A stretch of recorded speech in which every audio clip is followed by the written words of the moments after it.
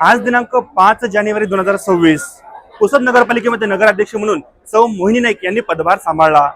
आपण सद्यस्थितीमध्ये आहे नगर परिषद मुख्याधिकारी यांचं ऑफिस। आता या ऑफिसच्या बाहेर एक जे मथळा आहे ते आपल्याला प्रामुख्याने दिसतो, परवानगी शिवाय कोणीही आत येऊ नये।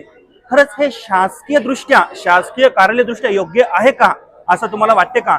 जेही वरिष्ठ अधिकारी आहे त्यांनी या शब्दाचा थोडा अर्थ समजावून सांगावा। परवानगी शिवाय आत येऊ नये कोणीही, म्हणजे थेट ऑर्डर देण्यासारखं जे वाक्यरचना या ठिकाणी आपल्याला दिसून येत आहे। परंतु आपण आहे शासकीय कार्यालयामध्ये, लोकशाहीमध्ये शासकीय कार्यालयाचे दार हे नेहमी उघडे असते, परंतु इथलची परिस्थिती काय आहे? दार हे पूर्णतः बंद असते।